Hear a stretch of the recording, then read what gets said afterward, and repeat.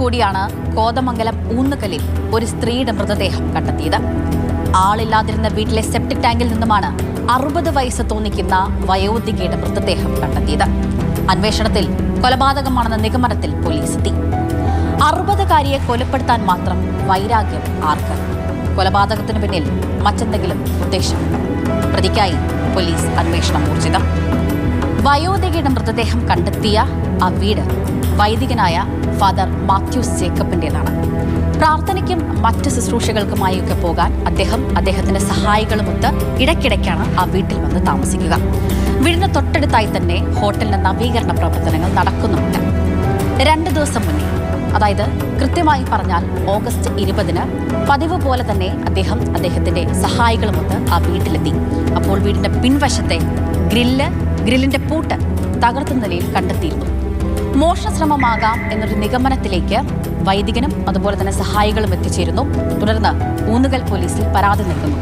Oonnukal police ഈ മോഷണശ്രമത്തിന്റെ അന്വേഷണം ഊർജിതമാക്കിയിരിക്കുകയായിരുന്നു.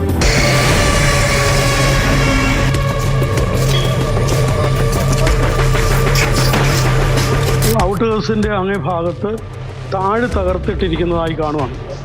അത് 20-ാം തീയതി ഏതാണ്ട് ഒരു 4:30 ഞാൻ കാണുന്നത്. 4:45 കാണുന്നത്. അതുപോലെ ലെഫ്റ്റ് സൈഡിൽ അല്പം ബ്ലഡ് പോലെ എനിക്ക് തോന്നി, അവിടെ കിടക്കുന്ന പോലെ തോന്നി. ഞാൻ വേറെ ഒന്നും പഠിച്ചില്ല. അതിൻ്റെ പൂർണ്ണമായ രൂപം സ്റ്റേഷനിൽ പറയുകയും ഞാൻ കണ്ട കാര്യങ്ങൾ പറയുകയും ചെയ്തു.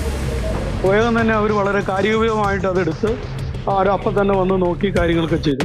പെരുമ്പാവൂർ കുറുപ്പുംപടിയിൽ 5 ദിവസം മുന്നേ 61-കാരിയായ ശാന്ത എന്നൊരു സ്ത്രീയെ കാണാതായിരുന്നു.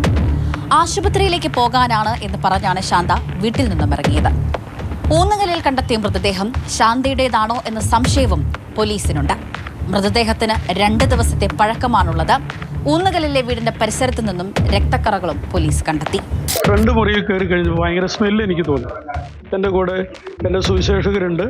ആ കൂട്ടത്തിൽ ഒന്നിച്ച് മാത്യൂസ് ബ്രദറും ദീപക്ക് ഞങ്ങളെല്ലാം ഒന്നിച്ച് കയറി കഴിഞ്ഞപ്പോൾ സ്മെല്ല് അനുഭവപ്പെട്ടു. ആ സ്മെല്ല് അങ്ങനെ തന്നെ ഞാൻ സ്റ്റേഷനിൽ വിളിച്ചു പറഞ്ഞു. അപ്പോൾ അവർ വന്ന് അതിൻ്റെ വേണ്ടതുപോലെ എല്ലാം ചെയ്തിട്ടുണ്ട്.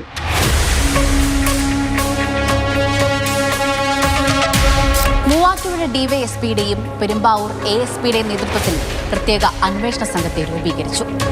വിരലടയാള വിദഗ്ധരും ഡോഗ് സ്ക്വാഡും സ്ഥലത്തെത്തി പരിശോധനകൾ നടത്തി. മൃതദേഹം അഴുക്കുചാലിൽ നിന്നും പുറത്തെടുത്ത് പോസ്റ്റ്മോർട്ടത്തിനായി ആശുപത്രിയിലേക്ക് കൊണ്ടുപോയി. മൃതദേഹം ഇവിടെ കണ്ടിരുന്നു. അപ്പോൾ അത് കണ്ടിട്ടാണ് സംശയത്തിൻ്റെ അടിസ്ഥാനത്തിൽ നമ്മൾ മൊത്തം ജില്ലയിനകത്തും ബോർഡറിംഗ് ജില്ലയിനകത്തുള്ള മിസ്സിംഗ് കേസുകളൊക്കെ എടുത്ത് ഡീറ്റെയിൽസ് പരിശോധിച്ചിട്ടുണ്ട്. ഒരു മിസ്സിംഗ് കേസിൻ്റെ സംശയം നമുക്ക് കിട്ടിയിട്ടുണ്ട്.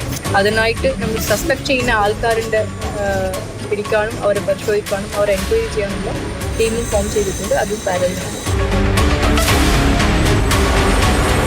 പ്രതി ആരാണെന്ന് പോലീസിന് ഏറെക്കുറെ സൂചനകൾ ലഭിച്ചിട്ടുണ്ട്. ഇനി എന്തിനു കൊലപ്പെടുത്തിയെന്ന കാര്യത്തിലാണ് വ്യക്തത വരേണ്ടത്. ക്യാമറമാൻ ആന്റണി ഗർഗറിക്കൊപ്പം സ്നേഹമോൾ നൈനാൻ, മാതൃഭൂമി ന്യൂസ്, കൊച്ചി.